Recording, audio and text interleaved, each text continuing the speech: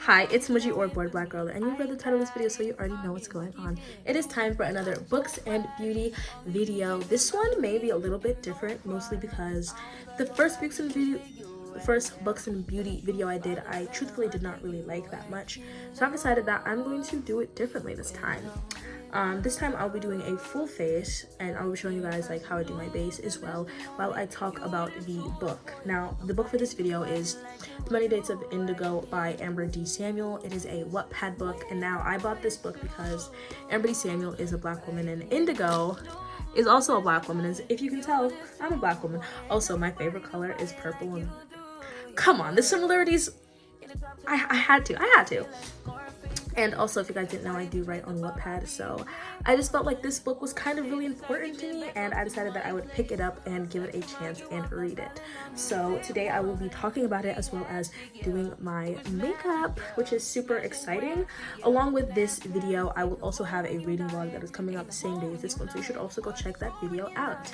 The Many Dates of Indigo by Amber D. Samuel follows Indigo Clark, who is a 29-year-old black woman who is coming up on her 30th birthday and realizing that all this time that she's spent focusing on herself and on her career have done her good, but she wants more and she's ready to throw herself back into the dating world.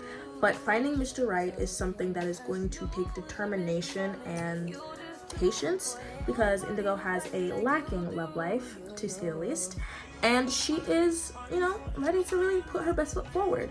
Now, although one of her options is really good on paper and the other, really sparks something within her, does that mean that they are able to fit into the lifestyle that she's created for herself, as well as the future that she envisions for herself? Okay.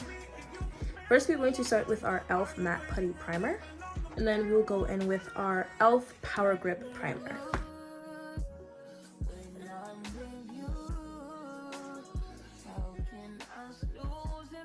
Now, to be completely honest, at the very beginning of this book, Indigo's independence feels kind of like she's overcompensating.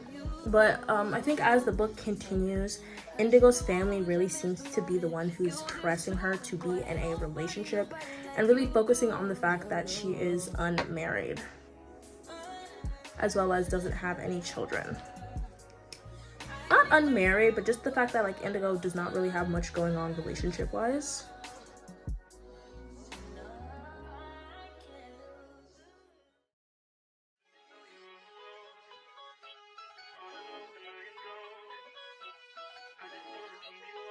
I feel like this is really going to emphasize how long it takes me to do my makeup. Especially because I will be talking while I do it. Okay.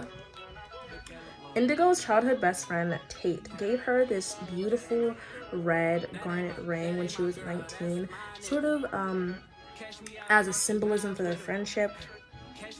But I'm supposed to somehow believe that they aren't madly in love. Right. Okay, although we do not know a lot in the beginning about Tate and Indigo's romantic relationship, we do know that when they were 18, they did in fact have a romantic relationship that failed and took years to fix, in Indigo's words. Next, we're going to start with my foundation / concealer, which is the 5-Star Soft Matte Concealer. I don't know what this brand is. I don't know how to pronounce that. I don't know what that is. But yeah, I'm using shade Rebel Like Aquarius. Fun fact, I'm actually an Aquarius. So Rebel Like Aquarius, it just really fits me. I don't know if I'd say I'm a rebel, but I'm an Aquarius, so that's what matters. And although Indigo's 30th birthday is coming up, and this, should be a huge milestone for her, she is uninterested with it, especially because her mom has decided to take it on as a personal project. So Indigo is uninterested with her mom's extravagant ideas of what her birthday should look like. Alright? This might be a little too much. I'm putting so much makeup on and I'm going to take it off and go to sleep. That's the craziest part about this, is I'm going to go to sleep after this. I feel like I maybe should have reconsidered, but it doesn't matter. I'm already here, so we're just gonna keep going. We're going to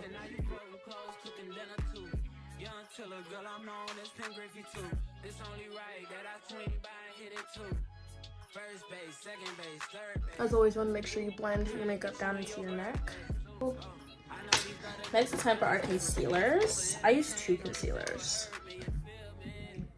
The first one is the Fit Me Maybelline in 55. And the second one is the NYX Can't Stop Won't Stop in Mocha.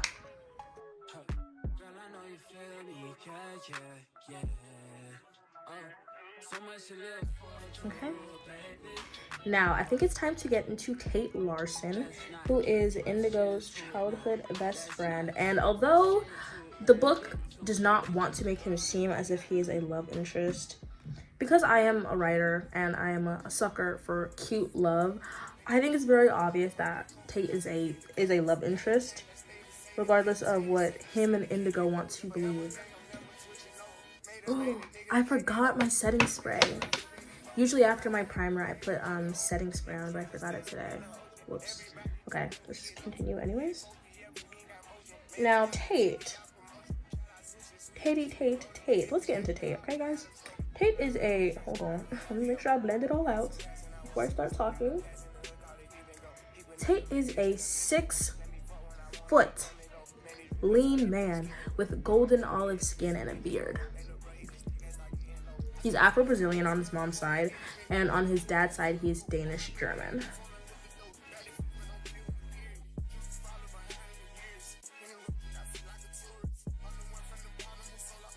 How's it looking so far? Ooh, marvelous, I know. Okay, originally, at least at the beginning of the story for me, Tate does not seem like a super supportive friend when Indigo decides that it's time for her to pick up on dating. When she mentions things like wanting to start a family as well as needing companionship, he tells her that for companionship, you know, she has her family and then she has Tate, and that she doesn't need a man to start a family or to have kids, which is a very interesting response. But when Indigo mentions how, in her words, she wants like mind-blowing orgasms, Tate is ready to be like, you can tap me in, coach. Put me in the game. Put me in the game. Now, whether this is a joke or not, it's not fully specified in the moment, but I feel like it is definitely the truth that he's trying to play off as a joke to save face. Indigo decides to take it as a joke, but like me, she is unsure if it is one. Okay? With our concealer done, we are going to go in with some color corrector around our mouth. Tate is a writer, specifically he is a zombie writer, but he wants to venture into the romance genre.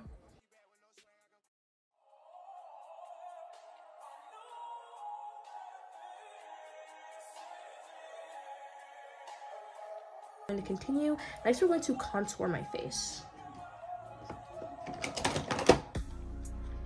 For contour, I use this super old LA Colors mattifying palette, and I just like to use this dark brown right here as well as this regular kind of shade of brown. Now, Tate has been Indigo's childhood best friend, so he is like basically a part of her family. Now, so he's often over at events, kind of like family gatherings, like movie nights. You know, Tate's gonna be there because he's been a part of the family for so long. So while he's at game night, Indigo is, you know, she tells him that she wants to have fun when it comes to dating, and then Tate smiles at her and says, he loves fun. What do you mean by that, Tate? What do you mean you love fun? What kind of fun do you love, Tate? Let me stop. But like, I feel like that is very much Tate flirting. Because if someone else were to say to Indigo, someone that, you know, wasn't her childhood best friend, who knows how she would have reacted? Something tells me that she would have picked up on it, but anyways. Now, as Indigo starts to date, she's obviously, you know, letting Tate in on it because he's her best friend. And after Nate, who's our second candidate, changes him and Indigo's date up, Tate makes a comment calling himself Indigo's only boyfriend. Girl, You're not clocking that? You're not clocking that? You're not clocking that? Not even a little bit? You're not clocking that? You not picking up on that, girl? Anyways, let's keep going. We also learned that during the summer after graduating high school, that is when Indigo and Tate decided to date. They claimed that they tried to make long distance work as freshmen, but it simply didn't. Girl, we know that ain't the truth, but we'll figure out the truth soon enough. Next, we're going to go into blush. For my blush, you guys can probably hear me like clapping stuff around here. I'm so sorry. For my blush, I like to use two blushes. I like to start with my AOA Hush Cream Blush. Put my Juvia's Place blush on top of it. Now we can get into Indigo's second romantic candidate, who is Nathan. Nathan is a mechanic shop owner. I'm gonna make sure I pick up some product, child. There's not much left. I've had this for like so long. The fact that I'm gonna have to buy a new one is kind of mind-boggling. Okay, Nathan is a mechanic shop owner with black hair and brown eyes and a deep voice. He is the cousin of Emery, who is Indigo's best friend from college, and also the cousin of Hazel, who is Indigo's employee at her store, Adorn. Indigo owns a shoe store. Nathan is Filipino with perfect straight teeth, as Indigo says. Him and Indigo are both super into the 70s, and he likes the music while Indigo likes the movies. Now, Nathan has a bad home life, which we learn later on. As a child, he would have disagreements with his father, which ultimately would end in fights. Eventually, he was kicked out and had to stay with his uncle, who is Emery's dad.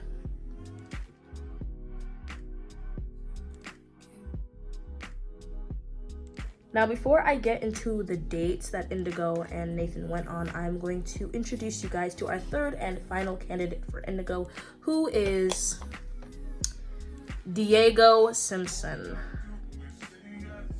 You're probably wondering, Munchie, why are you saying it like that? You didn't say anybody else's name like that. It's because I don't like Diego. From the jump, I don't like Diego. And I want that to be known. I may have, started to, fall for Diego a bit, or, appreciate him. Maybe that's a better word, appreciate him. But I won't for long, okay? And you'll figure out why soon. Okay, Indigo meets her third possible love interest, Diego Simpson, who is a lawyer at her parents' law firm, who took her dad's position when he retired. When he meets her, he is making a scene at her store because he wants to return something, but doesn't have the receipt, and still wants his money back regardless. He curses at Indigo and storms off, but leaves his credit card in the store. Which, of course, as a rational, reasonable person does, leads Indigo to go follow him. Well, this is where she finds out that he works at her parents' law firm. And this is also where he gets Indigo's He gets Indigo's car towed. Also, breaks her ankle in the process. Like, question mark? And what's this like this man? Like, come on.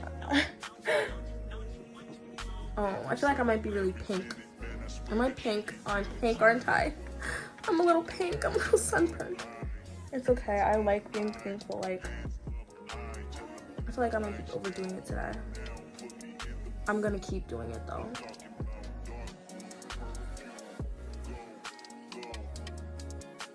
Has some kind of connection to Indigo's family. He is invited to her family's movie night.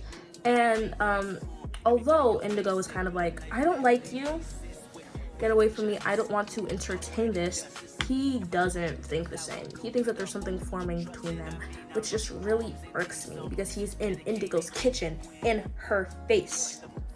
And I don't like that. Well, it's not her kitchen. It's her family's kitchen. I mean, her parents' kitchen. But still, back up. Who are you again? Who let you in here? Why are you invited? I don't get it. Next, we're going to move on to cleaning up, or not cleaning up, but I'm blending out this concealer and then applying some more of our original foundation / concealer on top of it. right? Now, although this is called the many dates of Indigo, I truthfully do not think that there was many dates that happened. Now, I did jot down the dates. Nathan was our very first date. I count this sort of as a 0.5 date. While Indigo is waiting for her car to get fixed, Nathan takes her out somewhere. And Indigo decides to sit down and question Nathan because she wants to take her dating very seriously and she wants to be selective about her boyfriends. And I really appreciate this about Indigo. Now, although the first date goes, I guess, semi-date goes well, the second one is kind of where I feel Nathan's red flags appear. I'm someone who knows very well of red flags, ignoring them and having them. Now, originally, they were going to go out somewhere, but as plans change, they don't end up doing that. So instead, Nathan invites Indigo over to his place and saying that he will, cook something for the two of them. When Indigo shows up at the date with Nathan, she finds out that he is a terrible cook. Not bad, not so-and-so, not learning, not in training. Terrible. He has burnt through 2 menus. He has burnt every pot, pan in his home. And he has cut himself and he is bleeding. I'm sorry, what? I'm sorry, what? And then when Indigo questions him on why he would suggest making dinner when he's a terrible cook, he's like, I wanted to impress you. He also partly wanted to poison her. Excuse you? Like, you literally burnt the food. You burnt 2 menus. That's crazy. 1 menu, okay. 2 menus? Nathan, you gotta get it together. This is embarrassing. Now, I think it's absolutely insane, but Indigo helps Nathan out with the dishes and cleans up his cut for him. So instead, they end up ordering food and they found out that they have something in common. Indigo and Nate are both foodies.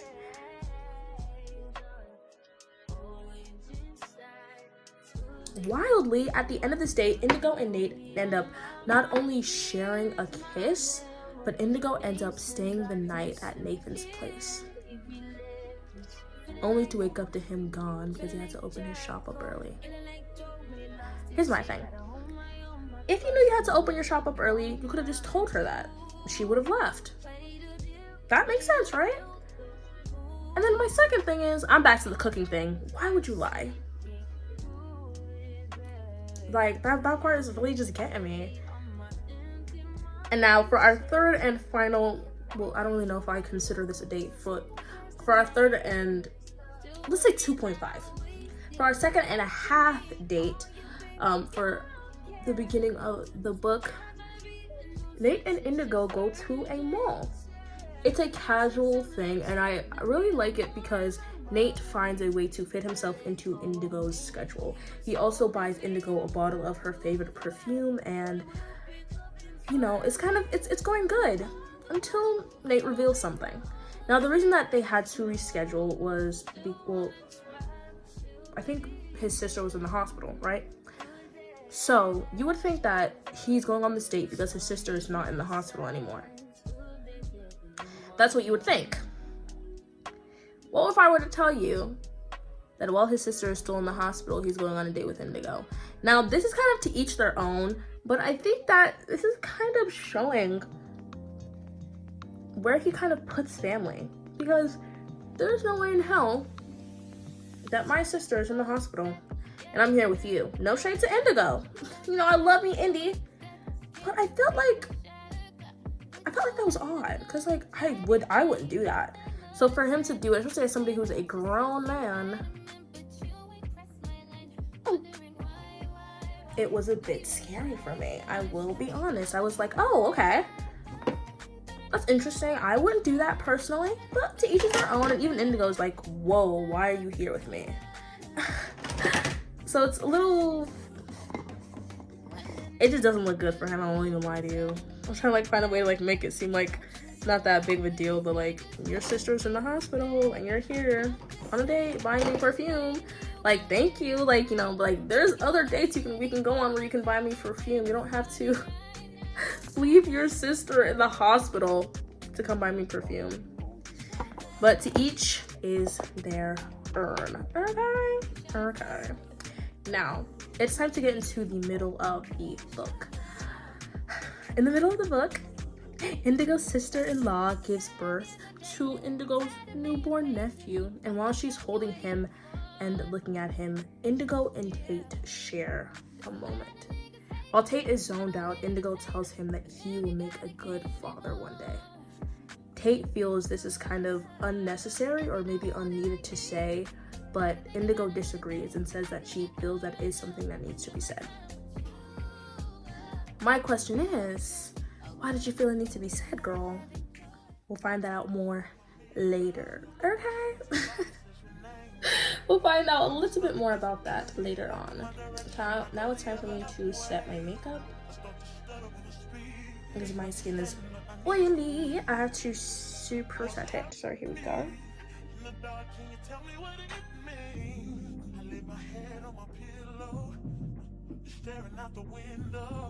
Now, as things with Nathan are continuing, Emery, who is Indigo's college best friend and Nathan's cousin, tells Indigo that she has missed 2 girls' nights and feels that now that she has a man, her friends are not as important as him.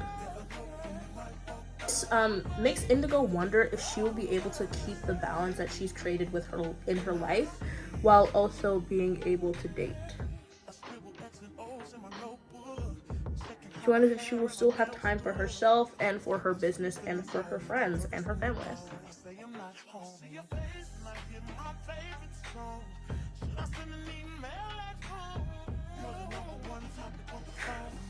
I look like white chicks. I just so old when she breastfeeds, it comes out of her. That was so lame. Would have been funner. Would have been better if I fucking knew the quote. But anyways, let's keep going. Wet and Wild Photo Focus Translucent Powder.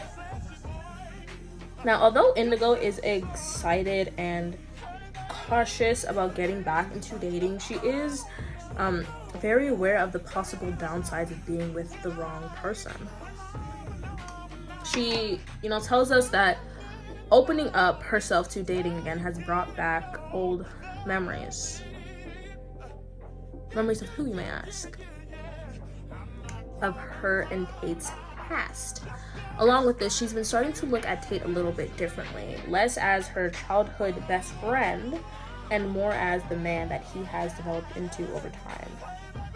Yes. Because Indigo's birthday plays a big part in the story, I decided that I would sort of dress, in my nice purple dress and do some nice purple makeup. I think I'll show you guys my dress at the end when I am fully finished with my makeup look and my hair.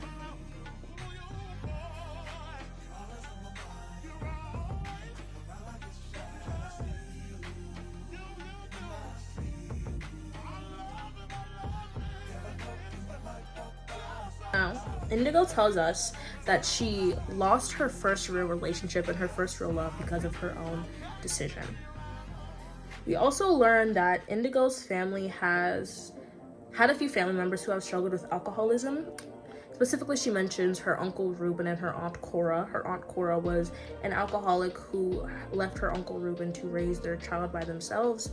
And even to this day, they do not know where Aunt Cora is. It's time for me to do my eyebrows. Now, in the middle of the story, I unfortunately did not write down a lot for Tate. I think I really focused on Nathan, which you guys will see why in a second. But while Tate is at a sort of Q&A, like fan questioning, someone asked him about love. And Tate says that, he doesn't really have much going on in his dating life, that he's only had one real girlfriend and he has only fell in love one time. And Indigo says that she's very familiar with Tate's first love. I wonder why, girl. Because it's you? Yeah, I figured,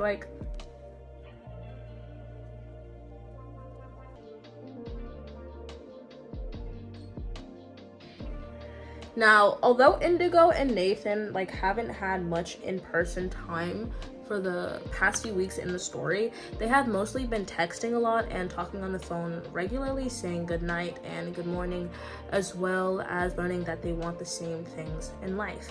Truthfully, I feel like Indigo is moving way too fast with Nathan, because when Nathan is coming back home from, honestly I don't remember where he was, but when Nathan is coming back home from his trip,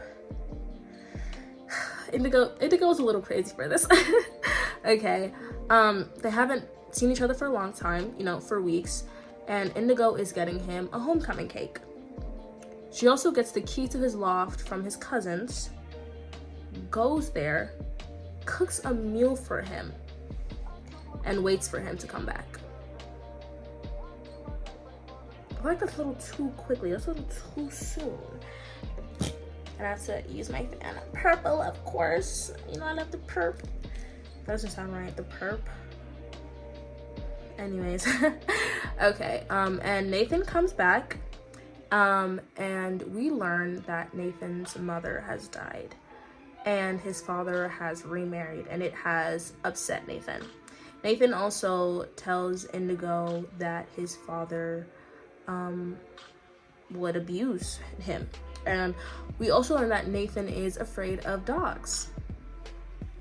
I feel like that was a little bit of an interesting note to end on, the dog note, considering what I said previously.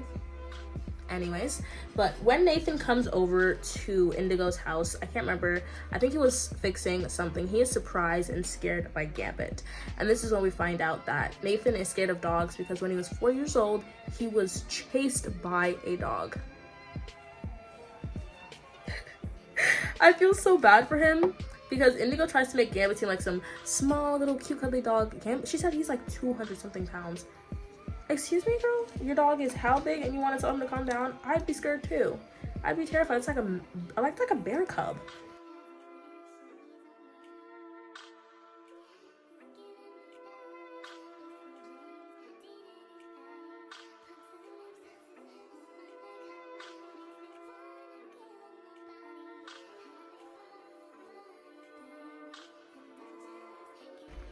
There's something so therapeutic about drying your face off with the fan.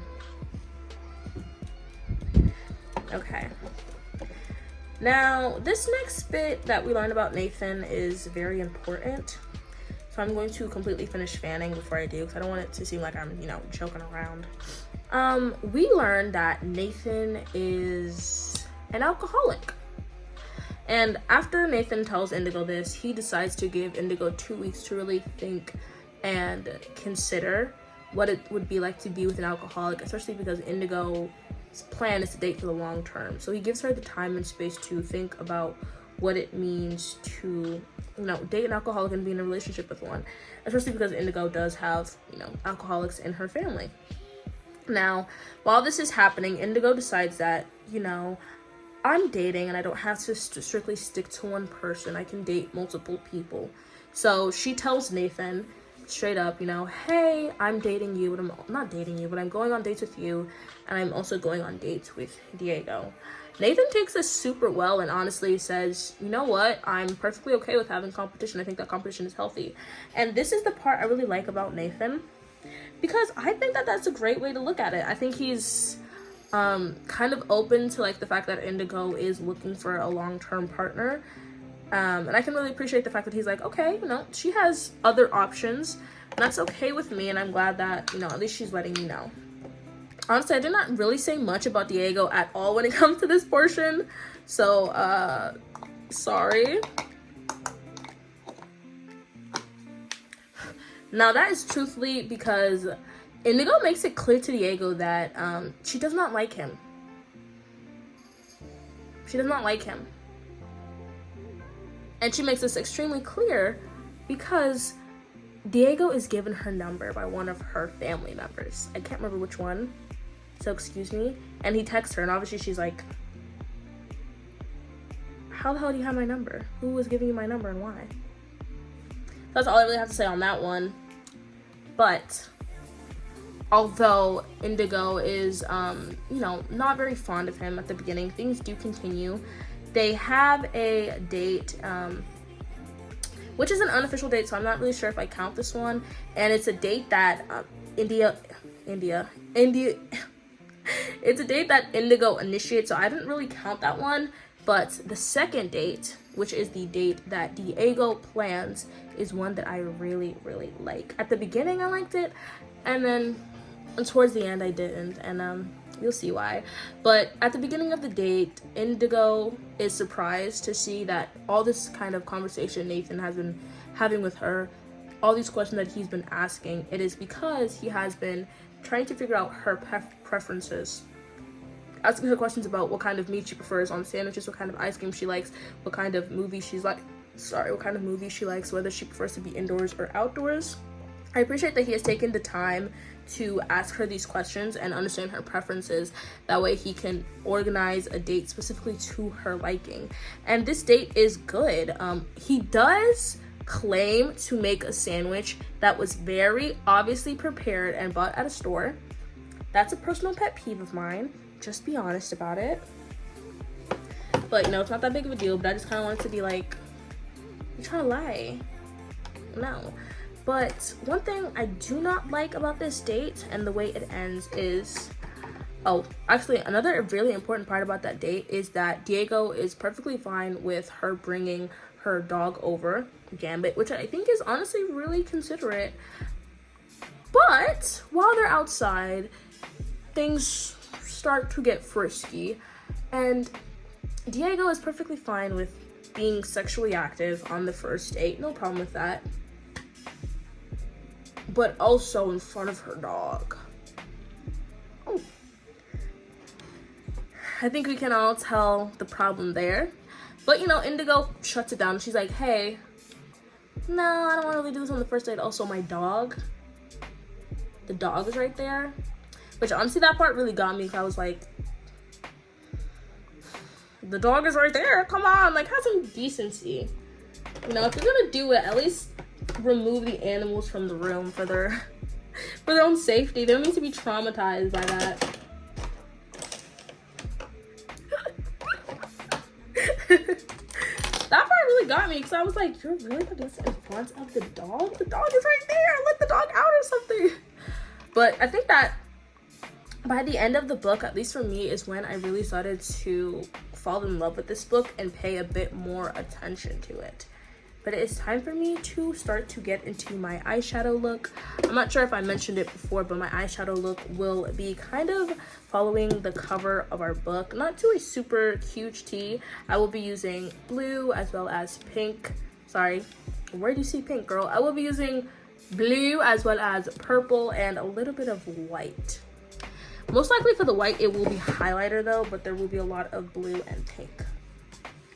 Now, when the end of our story comes, we learn how Tate and Indigo met. They met as third graders after Indigo punched him in his eye because he allegedly stole his pencil.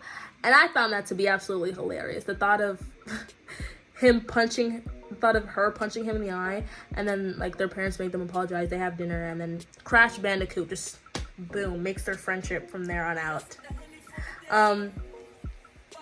Indigo, after a certain incident happens with Tate, has some really wild thoughts about him, which I found really hilarious. I just wanted to add that because I feel like we didn't get to see a lot of Indigo's like super wild sexual side, which is understandable because that's not what the focus of the book was. But I think, you know, it's kind of important to acknowledge that, like, yeah, they do have that past.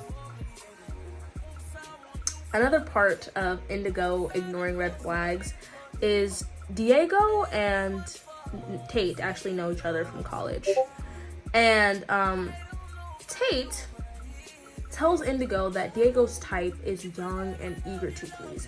And I feel like this is something she should have taken to heart as a very large red flag.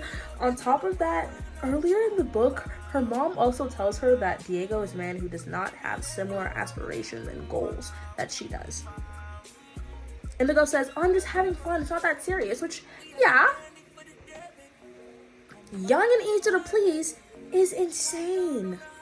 Young and eager to please is such an insane thing. Like, I feel like she should have took that as a very large warning, if not from her mother, then at least from Tate. Because, yeah, you know, her mom can be a little bit exaggerating just for the safety of her child. But Tate is somebody who has known him firsthand.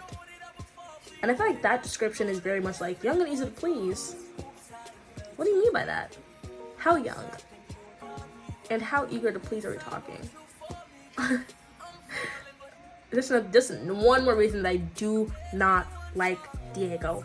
I digress. As Indigo's 30th birthday is coming up, a lot of things are happening / have happened, and Indigo finally decides on who the man she will take to her birthday is, and also the man that she will be with romantically. Let me get into this makeup before I drabble on a bit too long. I think I'm going to start with this light blue. This is the Rainbow 9 Colors Pressed Pigment palettes from Amazon. I'm going to start with this light blue, which is Water Drops, and then I'm going to go in with this darker blue, which is Peaceful Lake. With our light blue on our inner eye. Great, and I'm going to be forgotten, and therefore you won't be able to give me the time of day because you have bigger things to pursue. That's exactly my point. It is looking a little bit light, so I'm going to check real quickly if there is a lighter blue that I can use. I don't know about you guys, but I absolutely love keeping old makeup. It's probably one of my, oh, I just knocked my thing over, I'm so sorry. It's probably definitely one of my worst makeup habits is keeping old makeup, I won't lie.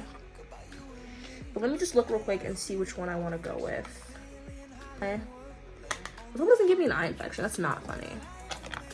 That's actually terrible. Why would I even say that? I just jinxed myself with an eye infection.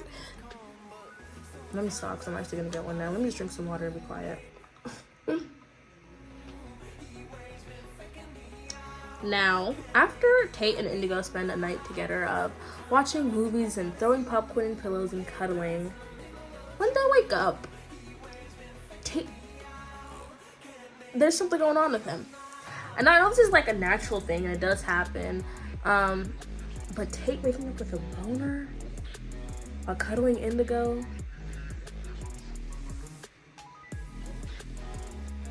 was jaw-dropping to me. I won't lie, it was a bit kind of like, oh, okay, right, in the sense that, I don't know if it was, I don't want to say anything, but like if I was her, Mr. Tate, Mr. 6 foot, hey, I'm not gonna say too much, but I would be climbing that tree. I would be climbing that tree. Let me, I cracked myself up, I swear.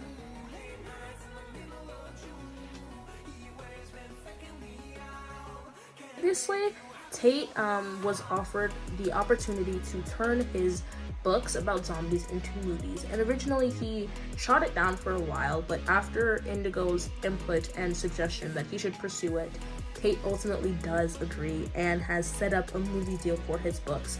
This is really important to me because it really signifies the confidence that Indigo gives him, as well as it's such a testament to their friendship, and it really shows that like Tate trusts Indigo. Because this is his writing, this is his business, and this is something that he is scared to pursue or kind of really doesn't want to pursue. But because he trusts Indigo, he's like, you know what, Indigo, I'll give it a shot. I really trust what you have to say, and I feel like that was just too cute for me. I love them. But let's keep going, because will they be together? Let's find out. Alright, I'm going to go in with the dark blue, just kind of on the middle of my eyelid.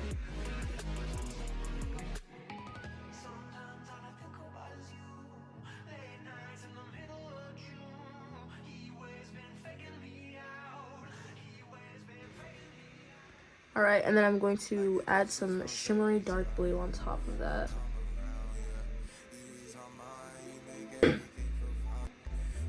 Goodness gracious.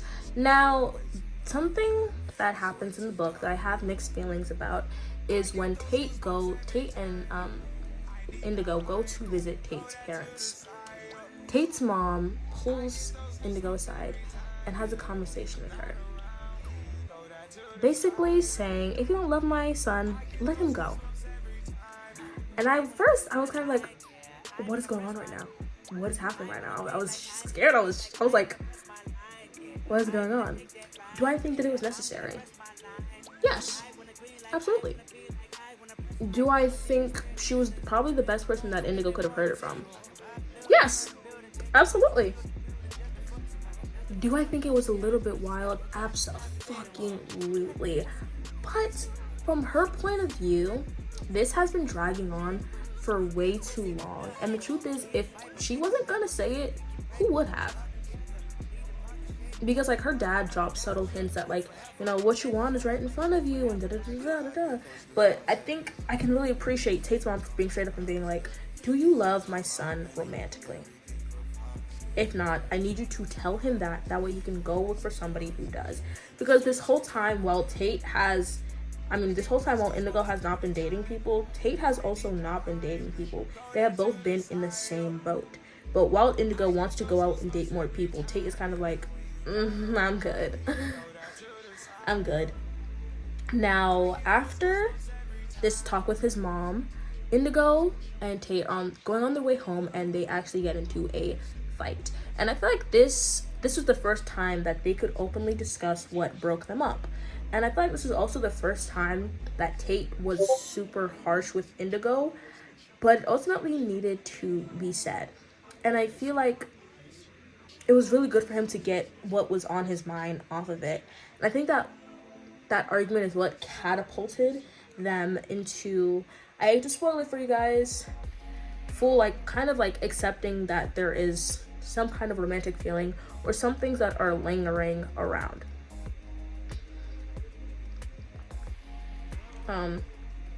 We found out that while Indigo and Tate were together, when she was 18 years old, Indigo ended up getting pregnant, having an abortion, and ultimately the fear and shame of her parents knowing, and honestly anybody knowing, ultimately made Indigo shut Tate out.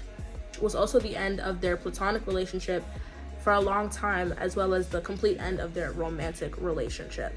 I think that this fight was hard, I won't lie, but it was absolutely necessary. Indigo was able to say out in the air how she felt about it, as well as Tate, and also Tate was able to say, you know, how he feels about Indigo kind of being too concerned about the way people think about her and what they would say. He says something along the lines of, God forbid Indigo turns 30 years old and doesn't have a man. Kind of saying like, she's in this hunt for a relationship solely because people are talking about her not being with somebody, and because like she's reaching an age where she feels that, you know, she should have it all by now. Was it harsh? Yes. Was it necessary? Yes. If you said it to me, would I have cried? Yes. Are you kidding me? 100%, no question. No question about it. After this has all happened, Indigo ultimately comes to the conclusion of who she wants to choose as the boyfriend, and for the person who she will be going to her birthday party with. Spoiler alert, Nathan is not it. So she obviously has to go to Nathan and end things with him.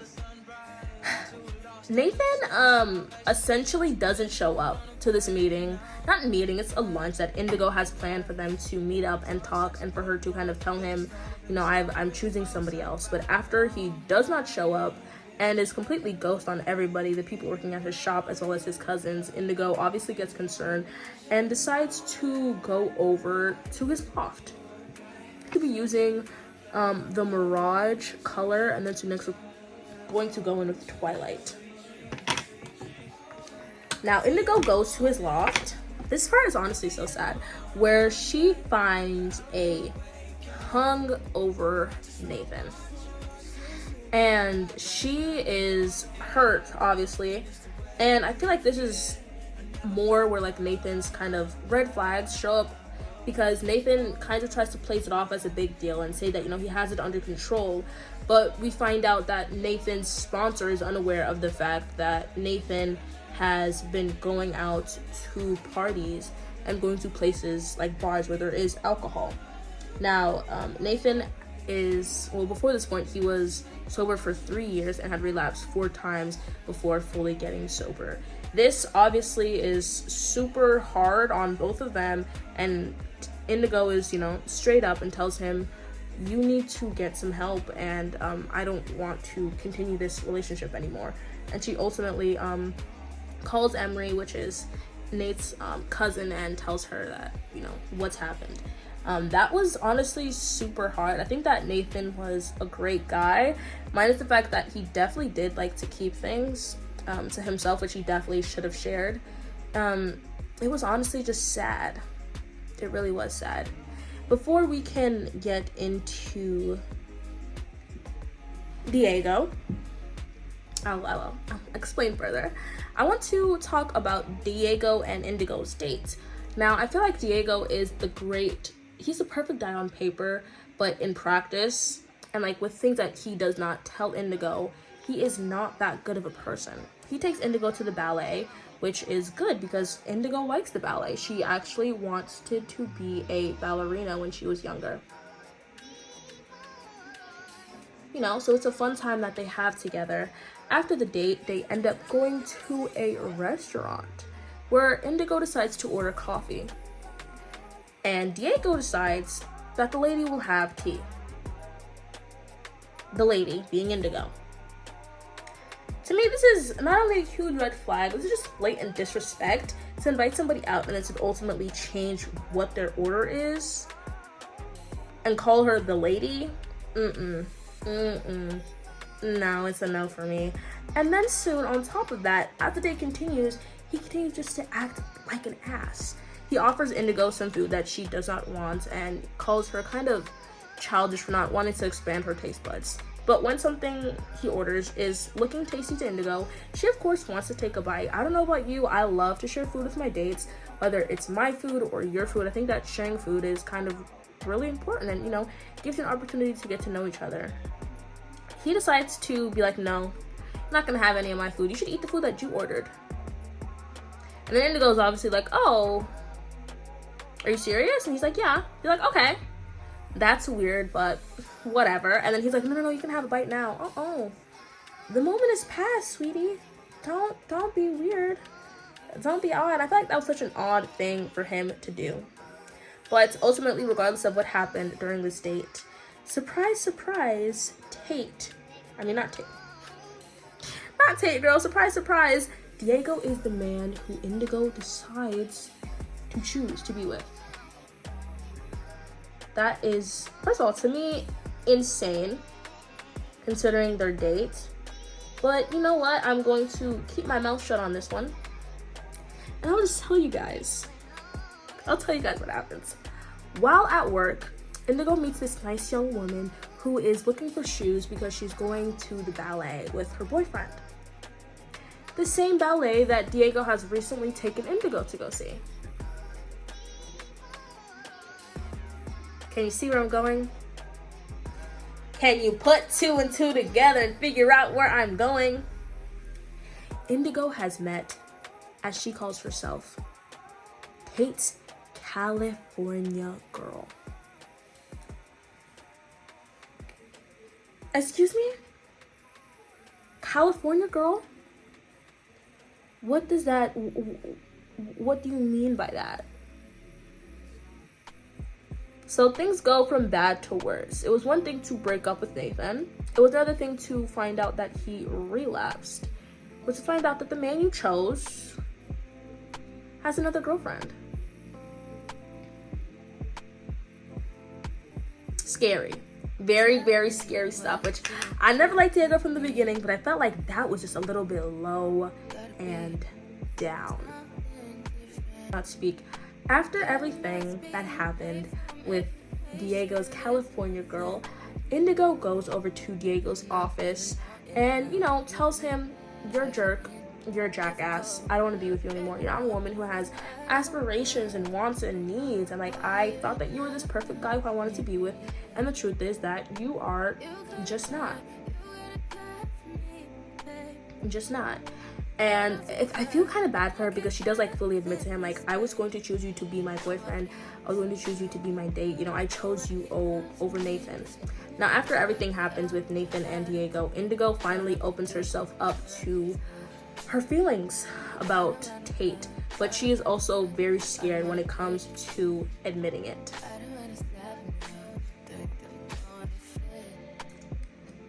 But when Indigo's 30th birthday comes, Indigo decides to take Tate over, you know, just take him aside, and she just tells him how she feels. They both open up about their feelings and then soon agree to a romantic relationship with each other. And let me tell you, baby, ding dong ding. Oh wait, how do wedding bells go?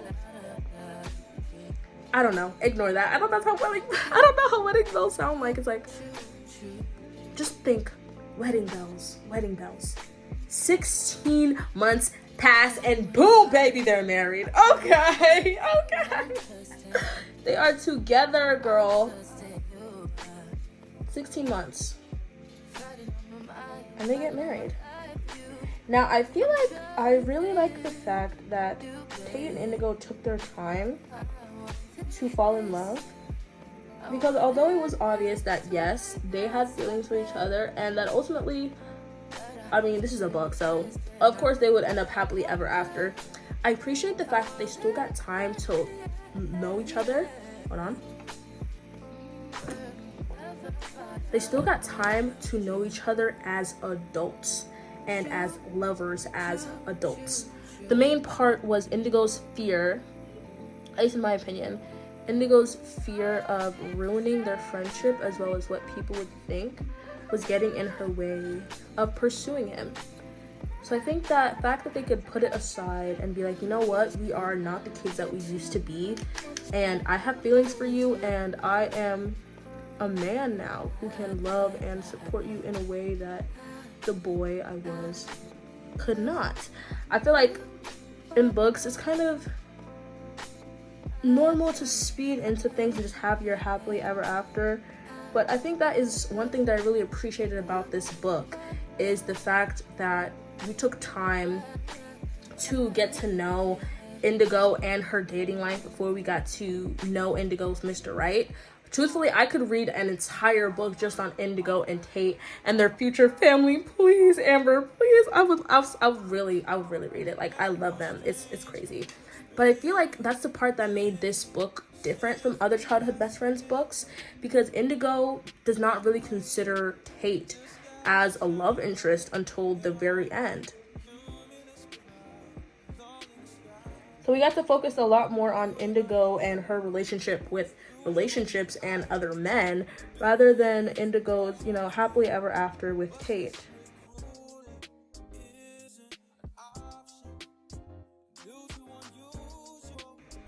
Another part of the book that I really appreciated, that I feel like not a lot of other romance books speak about, at least none that I've read, is Indigo's abortion.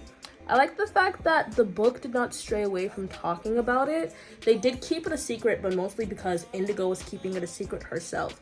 And I feel like the book kind of gave us a different perspective on people who have had abortions, because although Indigo had an abortion, she's still open to having children in the future and knows that children is something that she wants.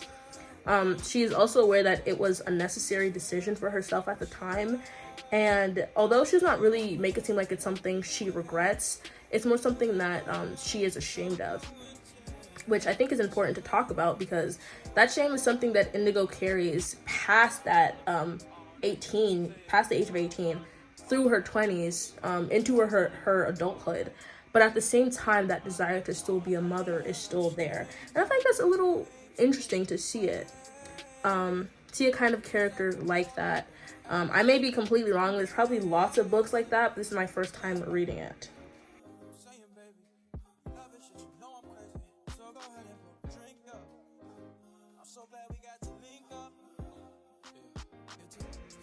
Okay, we need some shimmer. So I'm gonna get some purple shimmer to apply to our eyes.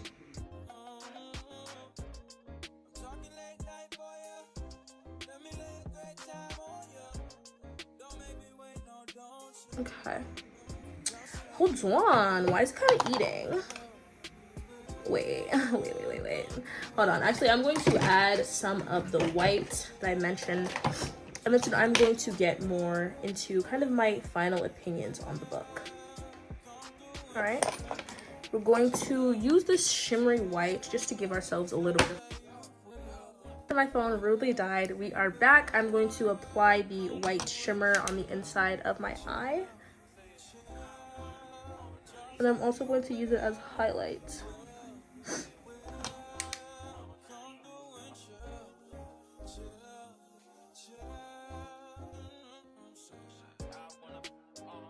Okay, how does that look? Honestly, that doesn't look as crazy as I thought it was. I was a little bit worried that adding the white would make it look a little insane. But let's keep going. I do have a few questions for myself. My first question was, who does Indigo end up with?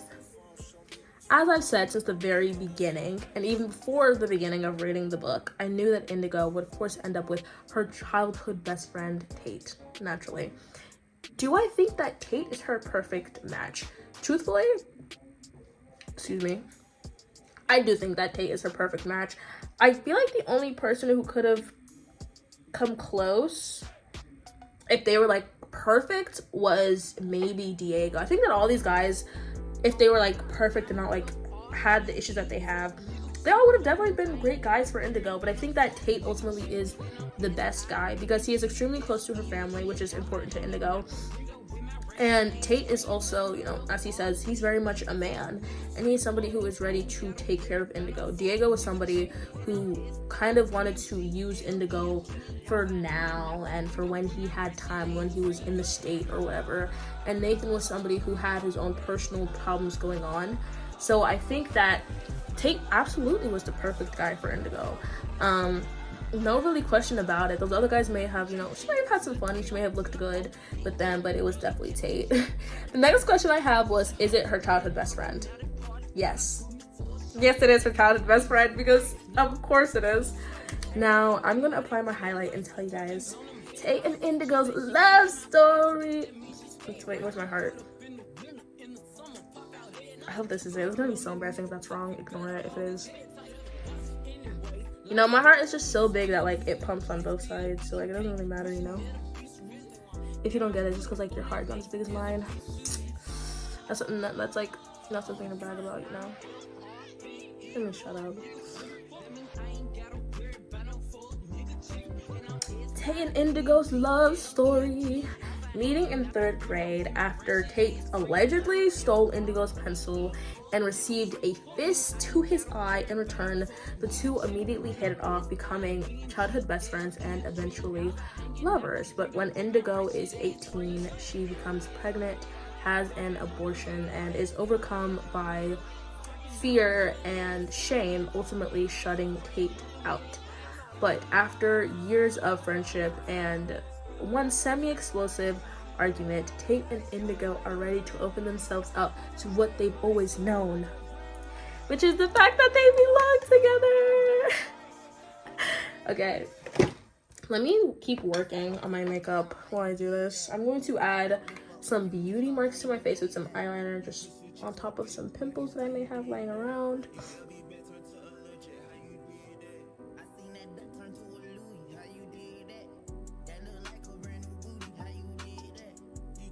Okay, I'm really not seeing many this time around. Usually I see a decent amount, but I've been taking care of my skin a little bit better, so they're probably not there as much as they are. And next we're going to start on my lips. I'm honestly not sure what to do for my lips. We're just gonna go with the flow. Okay.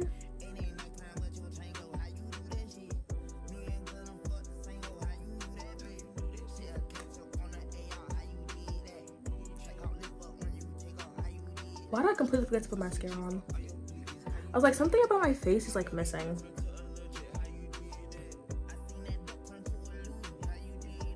I'm like so nervous today. I think it's because like this video is a bit long overdue and this is my first time streaming. And I've just been super duper nervous. But it's okay. because I made it through anyways, and that's what matters. Before I do my lips, let me not forget my mascara again. Here they are. Ooh, starting to get hot in here. But anyways, do I think that there is someone who is better for Indigo? No, I really don't think so. Because even if Indigo were to find a whole nother guy, I think that the relationship that Tate and Indigo have is just far too personal for there to be another man without any kind of problem. Now, I'm not saying it's like, oh, guys and girls can't be friends, or oh, like, you know, any guy that's gonna come into Indigo's life would be jealous of Tate. I'm not saying that because of that. I'm just saying that Tate and Indigo are like quite literally woven into each other's lives so intensely that it's kind of like, are you really gonna be able to be with somebody else? Tate, oh, wow, the inner eye corner of my makeup is starting to water. Oh boy, that's not a good sign. It's okay, this makeup's almost done anyways. Tate and Indigo literally live across the street from each other. They have keys to each other's homes. As I mentioned earlier, they cuddle sometimes and go to sleep. Indigo cooks and Tate eats. Tate takes Indigo's dog out for walks because he has access to her home. I feel like they are just way too close for their for them not to be romantically involved, especially because they were previously involved. Now, if they were maybe, my eye's starting to water. No, of course, as soon as the video is ending. Now, maybe if they were never got together before, I wouldn't agree with this. Now, maybe I think differently, but I feel like the circumstances that they have is just way too close for them not to end up together.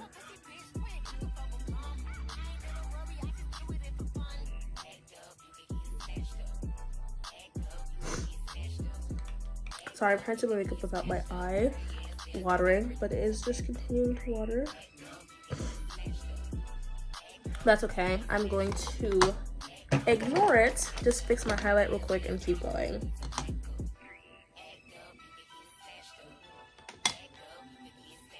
I take a long time when it comes to my mascara, honestly. So like, that's why I really like to cut out when I do my mascara.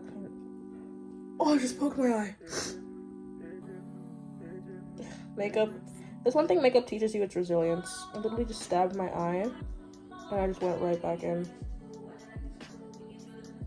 You can't lose the momentum of a dry eye when applying mascara. Not at all. Now, the next question is, does the book live up to its name of The Many Dates of Indigo? I have to be completely honest with this one. No. I do not think that it lives up to the name because I don't think that Indigo went on that many dates. Now, if maybe Indigo had another guy thrown into the mix, or like went on more official dates with the guys, I would feel differently. But I feel like none of these dates, not none of them, but I feel like a majority of them didn't really scream out date to me. Because one, when she first met Nathan, that little like sit down that they had, that's not a date. You guys just met, it's not a date. And then soon, yeah, I do count when she went over to Nathan's place as a date. But the mall, yeah, I count that as a date. In my opinion, I honestly was not the best at counting and keeping track, I won't lie. I feel like she went on a total of like less than 10 dates. I think it depends on what you qualify and consider as a date. Because, you know, you might consider things like the sit down and the coffee a date. Or maybe, for me, dates is like an official date. Like, oh, I would like to go on a date with you, to be romantic with you, to get to know you more. That is what I consider a date. Now, this might just be me, like, not paying attention, or maybe me, like, not counting things as dates when maybe the author did. For example, when Indigo meets Nathan's friends at the bar after I think they played soccer. Some people might see that as a date, but I do not. Even honestly, even with that, I do not think that she went on that many dates. I won't lie. So no, I do not really think that it lives up to the name of The Many Dates of Indigo.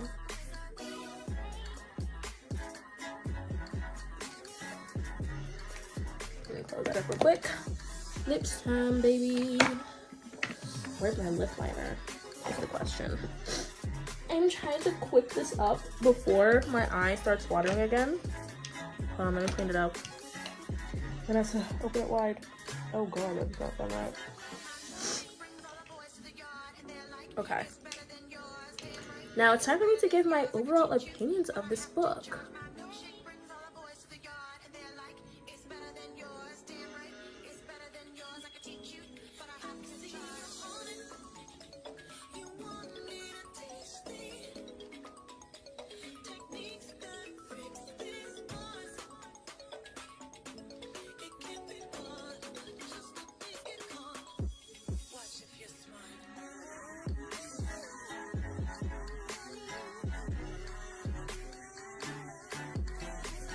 Okay. Sorry, when it comes to my lip liner, I have to lurk in focus. I want some black. My lips real quick. First, I like to go in with a brown lip liner and then I go over it with a black eyeshadow. Just so I can give myself a dark brown without having to go super black.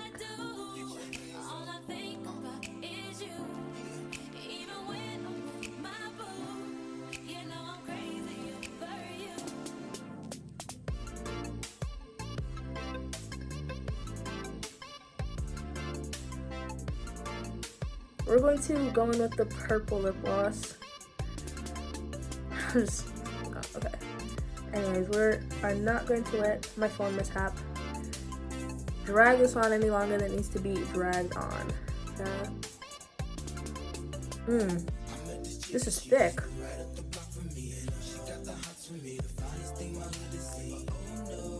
Guys, I don't know if there's any actual purple shimmer in here, but we're gonna apply that. And I'm just going to use this. It's purple on the outside, but it's not purple on the inside. Just to define the corners, not the corners, but our lip liner.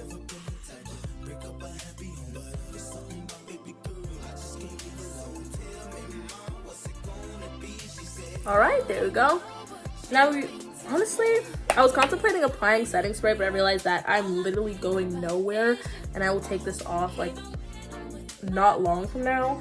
So I think that it is time that we instead get into our hair. I truthfully did not know what to do for my hair for this, but I'm going to see what I can do, and then real quickly I'm going to just give you guys my final and overall opinions on this book.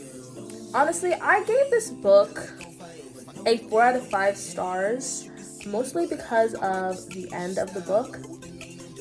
I feel like a majority of the book, which was not focused on Tate, was honestly uninteresting. I found myself bored, and I really struggled to get through this book. I think because a part of me knew that it was ultimately going to be Tate, and I was kind of like, what is the point in gallivanting around with this, that, and the third when Tate is right here? But I feel like I appreciate that because the book focused more on Indigo instead of Tate, which to me was really important. Yeah, I feel like if it had focused a lot more on Tate, it would have become very obvious to Indigo that Tate is the one that she would have been with. I mean, it took her, like, it took them, what, like a year and a half of being together romantically before deciding to, like, tie the knot. And I think that's, I don't want to say that's a little bit crazy. I think it's understandable. But I feel like if the book had been more focused on Tate, it would have definitely been Tate and Indigo's love story instead of Indigo's relationship story. So I appreciate the fact that the book focused more on Indigo's relationship with herself as well as her relationship with relationships. Another thing that I wanted to add is that when I was coming into this book, I was really worried that Tate would be this sort of stereotypical strong black woman who spent all her life focusing on work, and she'd become bitter, and she'd miss out on the opportunity of being a wife and having a husband. That was honestly something I was really, really scared of, because in a lot of media, black media, where you have a single black woman who is older and getting back into dating, that's exactly how it plays out. She turns out to be this old, bitter, mean woman, and I was really scared about that, because I did not want to read that, like, at all, in the slightest. So the fact that that's not what this book was just really important to me. And I also really admired the fact that Indigo was extremely confident throughout the entirety of the book. She doesn't question herself or what she wants. She kind of does question, like, if she made the right decision when it comes to her and Tate's relationship, and of course not having her aborting her child, or I feel like I should phrase that better, but I think you know what I mean. So I did really like the fact that this was Indigo's story and not Indigo and Tate's love story like this. So would I recommend this book? Yeah, honestly, I think I would. I definitely think that I liked it more towards the end rather than I did for the majority of the book, because I was kind of more focused on Tate being the guy that Indigo ends up with. But ultimately, the book was good, so I give it maybe 3.5 and a soft leaning 4. So yes, I would recommend the book, and yes, I did like the book. I believe that that is the end of my books and beauty video. Honestly, I think this is the first one that I'm kind of really proud of how my makeup turned out. Let me show you guys the dress. Sort of something I decided to wear because Indigo's 30th does play a super big part in the book. So I decided I would put on a purple dress to celebrate Indigo. Thank you for watching this video. If you enjoyed, you should give me a thumbs up and comment down below what part of this video you enjoyed, whether it be the makeup, the book, talking about the book, my outfit, my beautiful, gorgeous face. Whatever you liked, you can go ahead and comment that down below. But thank you for watching, and thank you for 100 subscribers, which my 100 subscriber video blog is also posted the same day as this video. Anyways, I believe that's all. Thank you for watching. Check out my reading blog and check out my other book videos, and bye. Subscribe. I love you. Mwah. And just a quick close-up on the makeup and on my pretty face. Okay, bye.